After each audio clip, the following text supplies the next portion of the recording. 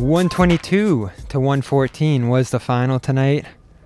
Celtics, 16 of 21 they have dropped, and no Kemba Walker, no Daniel Tice, and Marcus Smart continuing to be out of the lineup. 3 key starters missing here, but trends we've seen all season, whether it be inconsistent lineups, defensive woes, particularly on the interior. Hawks started 21 of 25 from inside in this one. Clint Capela could walk to the rim wherever he wanted. There were stretches of layup lines for the Hawks in this one. And it all spread to the fourth quarter where Trae Young dropped a double-digit final frame, hit a couple deep threes, and shut down the Celtics' comeback attempt that drew pretty close. Jayson Tatum hit a couple big shots, got fouled on a three-pointer by John Collins, who we'll get to, and they were able to get within 4, but they were missing 3 points from a Jeff Teague stretch that ultimately defined this game. Peyton Pritchard picked up his 5th foul in the fourth quarter. Stevens pulled them first with about 6 minutes left. Brought back in Pritchard, picked up that 5th foul. And then went back to Teague, who had a couple turnovers, a missed shot on the interior, and eventually went toward fouling Clint Capela, sending him to the free throw line on purpose, where he made 2 of 4 that ultimately helped ice this game.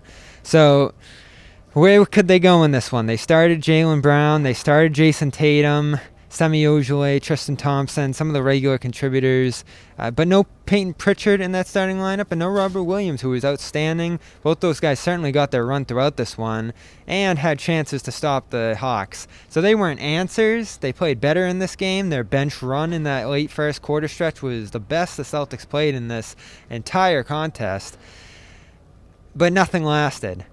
Whether it was Grant Williams making a few key plays here or there, Semi Ojeleye hitting some threes, nothing that the Celtics could put on the court in terms of lineups worked. But this was the first game where I looked at Brad Stevens a little bit sideways when it was Semi, Tristan, Jaylen Brown, Jayson Tatum, and Jeff Teague late in the fourth quarter. Teague's given them nothing all year. They're not building toward anything with Jeff Teague.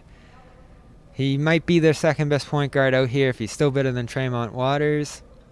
And Waters certainly didn't get the chance to get going earlier in this game. But playing Teague at this point in the season, when changes will be coming in the weeks to come, and his contract will be the easiest to move on from for a roster spot, is hard to grapple with. So Celtics lose this one. They fouled a ton, 25 times, sent the Hawks to the free throw line, a substantial number, and never gave themselves a chance to give themselves a solid foundation on the interior, which is what they needed to prevent this Hawks team from getting away from them. But I mentioned that John Collins three-pointer. That gave them a chance. Some porous defense of their own. Tatum had a great game. Jaylen Brown a little slower in this one, but overall another inconsistent effort from the Celtics, missing Kemba Walker. He'll return on Friday against the Hawks here in the same building. But can Brad Stevens find any answers internally at this point?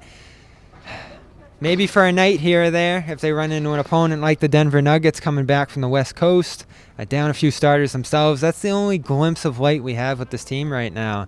And Danny Ainge, Mike Zarin, we're courtside to see it all happen. Both of them were right on the sideline as this one got away from the Celtics throughout several key stretches here. Are they imagining John Collins, who hit the Celtics with 4 or 5 field goals in that first quarter, finished strong with an offensive rebound put back and the foul? I didn't show off his jump shot in this one. That kind of comes and goes on him, and his defense isn't the best, but he's a young player still with upside, and one who could factor into the Celtics for years to come at a position that they like, a small ball 5, a versatile 4, with some leaping ability, athleticism, and the potential to hit three-pointers. He'll be expensive. There's no doubt about it. It's going to be a massive cost to retain him in Boston if the Celtics acquire him, and they'll be in a bidding war to get him. I know the Houston Rockets and others have been interested in John Collins, and his contract is easily matchable at just over $5 million. But you want to go big with this, and the enticing thing about that $5 million is you can offload some assets here, maybe funnel them to a third team, get some things to the Hawks that they want. Because the Hawks certainly haven't been in the best position themselves either this year. There's been reports that they want to move on from Collins. That's going to be one of the names floating around the Celtics, and he certainly hurt them in this one with energy, rebounding, and the ability to move the offense, whether it be through cuts or putbacks. And the Celtics get offensive rebounds, but tonight was another night. We don't see that they do much with them. So that's it from here. 122 to 114 is the final. Still no solutions for the Celtics and a gazillion questions. Check out the Garden Report. Check out our CLNS Media Celtics post-game show and our channel for all the podcast reactions. Celtics Beat, Goodman Ryan podcast, as well as Dome Theory with me, Bobby Manning, and our whole Garden Report crew. Check us out. Subscribe to the YouTube channel. Follow our social media, Celtics CLNS on Twitter.